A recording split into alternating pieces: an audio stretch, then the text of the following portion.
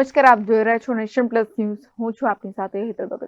વડોદરા જિલ્લા પંચાયતનું વર્ષ 2025-26ના વર્ષના પુરાંતવાળા બજેટને આજે કારોબારી સમિતિએ મંજૂરી આપી હતી, જેમાં કેટલીક નવી યોજનાઓને સામેલ કરવામાં આવી છે.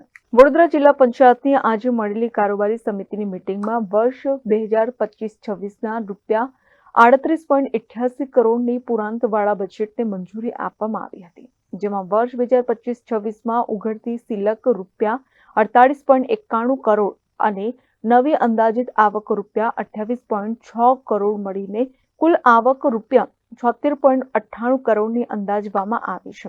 તેની સામે ₹38.9 કરોડનો ખર્ચ કરતા કુલ ₹38.88 કરોડની સિલક રહેશે.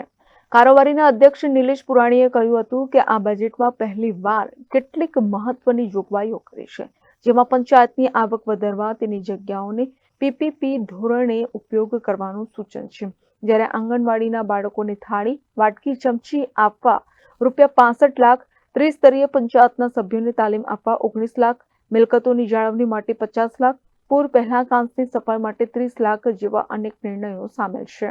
24-25નું રિવાઇઝ બજેટ અને 25-26નું ડ્રાફ્ટ બજેટ આગામી સામાન્ય સભા માટે આજની કારોબારીએ અનુમોદન આપ્યું, જે આપ સમક્ષ વર્ષની ઉઘડતી સિલક અમારી 5,037 લાખ રૂપિયા હતી અને અંદાજિત આવક 24-25ની સુધારેલી 3684.01 લાખ રૂપિયા, આમ કુલ 8,721.90 લાખ રૂપિયા થાય અને જેની સામે સુધારેલો ખર્ચ 3,830.16 લાખ રૂપિયા અંદાજેલો છે, જેમાં બાકી સિલક 4,891 લાખ ઉમેરતા કુલ બજેટ આપનું 8,721.90 લાખ રૂપિયા રિવાઇઝ.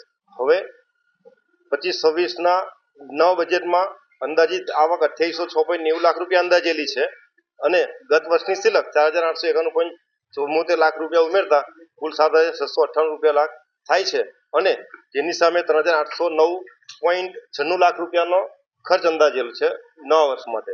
આમ સંભવિત બંધ સિલક 3,888.68 લાખ રૂપિયા રહે છે. એ આજના બજેટની આ 25-26ના નવા બજેટની અને 24-25ના રિવાઇઝ બજેટના આંકડાઓ છે. આ બજેટમાં બહુ જ મહત્વની જોગવાઈ ઉડીને આંખે વળગી એવી અમે પહેલીવાર જિલ્લા પંચાયત દ્વારા તાલુકા સદસ્યો કે સરપંચીઓ માટે એ લોકોને પ્રશિક્ષણ મળે, તાલીમ શિબિરનું આયોજન થાય. સરકાર કક્ષાએ ઘણી જગ્યાએ થતું હોય છે, એવું જિલ્લા કક્ષાએ પણ થાય. એના માટે પહેલીવાર 19 લાખ રૂપિયાની જોગવાઈ કરેલ છે. એવી જ બીજી આંગણવાડીઓની અંદર બાળકો માટે, ભૂલકાઓ માટે ડીશ, ચમચી મળીને પ્લસ એમને બનાવવાનો જે નાસ્તો છે એ એસએસના વાસણો આપવા માટે પહેલીવાર બજેટમાં અમે એની જોગવાઈ કરેલી છે. ટોટલ જોગવાઈ એની 65 લાખ રૂપિયા કરેલી છે.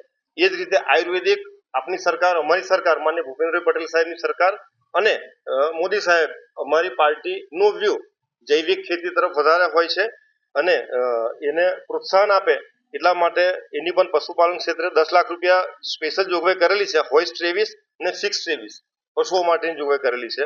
પ્લસ 10 લાખ રૂપિયાની જોગવાઈ અમે અલગથી જૈવિક ખેતીને પ્રોત્સાહન આપવા માટે પહેલીવાર નવો હેડ ઉભો કરીને કરેલી છે. એ જ રીતે સાંસ્કૃતિક કાર્યક્રમ માટે આપણી સંસ્કૃતિને પ્રાધાન્ય મળે, ગરબા વગેરે હરીફાઈ આપણી સંસ્કૃતિ દુનિયાની અંદર પ્રચલિત છે. પહેલીવાર એના માટે 7.5 લાખની જોગવાઈ કરેલી છે.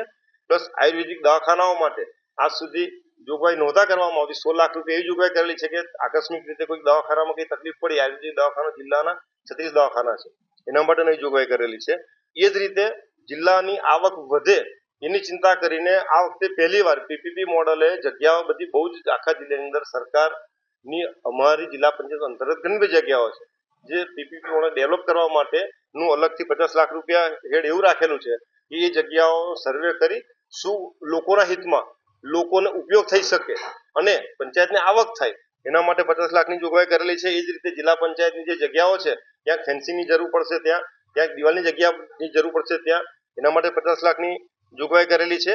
એ જ રીતે આ વખતે બહુ જ પૂરની પરિસ્થિતિ કદાચ વડોદરા માટે અવિસ્મરણીય રહી, એના માટે જિલ્લા પંચાયતે પૂર સંકટ માટે કાંસોની સફાઈ વગેરે કરી શકાય એ માટે પહેલીવાર 30 લાખ રૂપિયાની જોગવાઈ આ બજેટમાં કરેલી છે કે તાત્કાલિક ધોરણે ક્યાંક પૂર રાહતના સમયે અથવા તો કાંસોની સફાઈની જરૂરિયાત પડે તો 30 લાખની જોગવાઈ કરેલી છે. આમ અમારો વડોદરા જિલ્લો, આપનો વડોદરા જિલ્લો શિક્ષણ ક્ષેત્રે આંગણવાડીના બાળકો આયુર્વેદિક દ્વારા વડીલો વૃદ્ધો વગેરે તેમજ અમારી બાળકીઓ માટે કન્યાઓ માટે પહેલીવાર જિલ્લા પંચાયત અંતર્ગતની જે શાળાઓ છે એમાં 8મા ધોરણમાં જે બાળિકાઓ પ્રથમ દ્વિતીય તૃતીય આવશે એના માટે પણ ઇનામી પ્રોત્સાહક માટે 7.5 લાખની જોગવાઈ કરેલી છે.